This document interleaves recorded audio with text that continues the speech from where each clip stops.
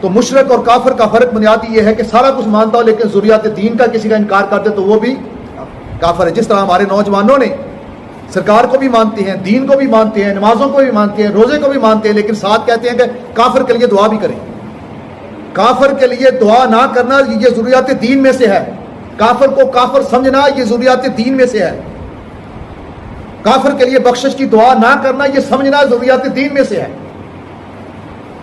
چاہے وہ آپ کا سگا بھائی ہو, سگا بیٹا ہو. یہ قرآن پاک کی آیت آپ نے سن لی, اس کے تناظر کے اندر جو ہے بہت ساری آگے معاملات. تو مشرک اور کافر کے دو معاملات علیحدہ ہو گئے. اب آپ کہیں گے کہ جناب کافر اور مشرک پھر اس کی تعریف علیحدہ کیوں ہے, مرادی معنی علیحدہ کیوں ہے؟ تو اہل شرک اور اہل کفر سے کچھ باتیں جو ہے نا وہ مستثنا ہیں. اہل کتاب ہو اس کے ہاتھ کا ذبیحہ کھا سکتے ہیں آپ, لیکن وہ بھی آپ علماء کرام نے لکھا کہ بچنا بہتر ہے, اس سے بچنا بہتر ہے. تھوک حلال ہے, حرام نہیں ہے, لیکن کوئی پھینک کر چاٹے تو کیا اچھا سمجھیں گے آپ؟ کھنگار حرام نہیں ہے, کیا آپ اسے چاٹ لیں گے؟ حکے کا پانی مکروہ ہے, کیا آپ پی لیں گے؟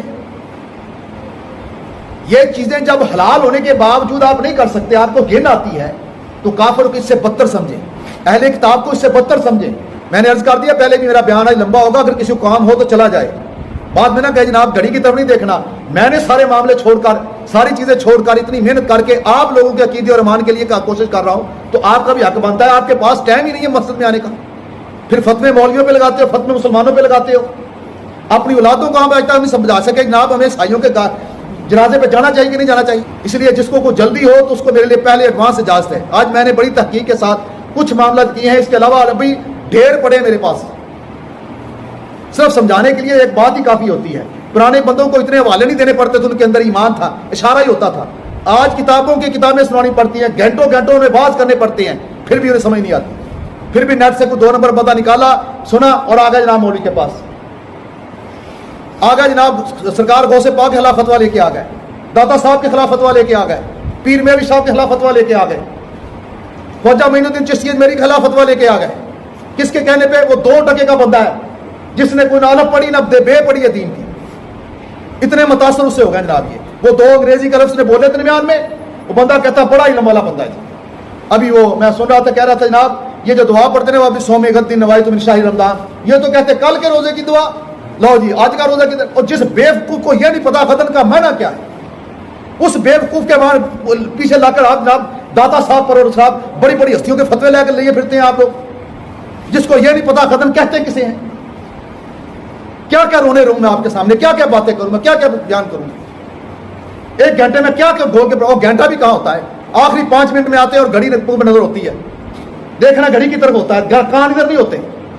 شرک اور کفر 2 علیحدہ علیحدہ چیزیں ہیں, لیکن ان کا انجام دونوں کا ایک ہی ہے, اخیر دونوں کی ایک ہے.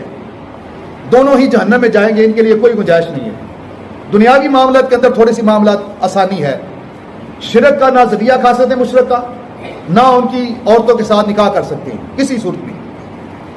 اہل کتاب اگر صحیح اہل کتاب ہوں ان کا ذبیحہ کھایا جا سکتا ہے, لیکن میں نے عرض کر دیا اس سے بھی بچنا ضروری ہے. ان کی عورتوں سے نکاح ہو سکتا ہے, لیکن ان سے بچنا بھی ضروری ہے, جس کے بہت سارے نقصانات. کتابیں بھری ہوئی علماء کرام نے, ایک ایک بات ہمارے پاس پڑھنے کے لیے ٹائم نہیں ہے. قربان جائے ان کی محنتوں پر, سلام ہے ان کی عظمتوں کو, جنہوں نے ہمارے لیے ہزاروں کتابیں پڑھ کر مسئلے بیان کر کے ہمارے آگے رکھ دیے. ہمارے پاس اٹھا کر پڑھنے کا ٹائم نہیں ہے, اتنا وقت ہمارے پاس نہیں ہے. 16 20 سال بچوں کو وہ دنیاوی علم 4 ٹکوں کا علم پڑھاتے ہیں, جس کے لیے 4 ٹکے مل جائیں, اور جو قبر اشر کی تیاری کا معاملہ اس کے لیے ہمارے پاس ٹائم نہیں ہے, ہماری اولادوں کے پاس ٹائم نہیں. ہر جمعے پہ روتا ہوں, ہر عید پہ روتا ہوں, ہر بات پہ روتا ہوں, خدا را اپنے بچوں کو مسجد میں بھیجو, انہیں کو عقل آ جائے, کو تھوڑا بٹھاؤ. آج تک آپ کے بچوں کو کبھی غلط گائیڈ نہیں کیا کسی کو, کوئی بتائے کسی کے بچے کو غلط راستے پہ لگایا ہو, کبھی کسی کے بچے سے کوئی پیسہ مانگا ہو, کسی کے بچے سے کہا مجھے گھر سے پانی لا دے, کوئی مجھے ثابت کرے کہ آج تک پیر صاحب آپ نے یہ ڈیمانڈ ڈالی ہے اس لیے بچے نہیں آتے. اپنی جیب سے الحمدللہ کوشش کرتے ہیں کھانے پینے والی چیزیں کو معاملات میں جیب سے کر دیں. کس لیے؟ خدا کرے ان کا ایمان بچ جائے, ان کا عقیدہ بچ جائے. مشرک اور کافر کا یہ فرق ہے. تو مشرک کے دنیاوی معاملات کے اندر ہر طرح کی ممانعت ہے, لیکن اہل کتاب کی تھوڑی سی رعایت, ان کے ساتھ تھوڑا سا معاملہ کر سکتے ہیں. لیکن وہ بھی اہل کتاب وہ جو تورات اور انجیل کو صحیح ماننے والے ہوں اور نبیوں کو بھی صحیح ماننے والے ہوں, لیکن وہ صحیح ماننے والے نہیں رہ گئے. یہودی کہتے ہیں عزیز اللہ کا بیٹا ہے, وہ بھی مشرک ہو گئے. عیسائی کہتے ہیں عیسیٰ علیہ السلام اللہ کے بیٹے ہیں, وہ بھی مشرک ہو گئے. مریم علیہ السلام اللہ کی بیوی ہے, نعوذ باللہ, وہ بھی مشرک ہو گئے. تو اب کس حساب سے آپ کہتے ہیں کہ وہ اہل کتاب ہے؟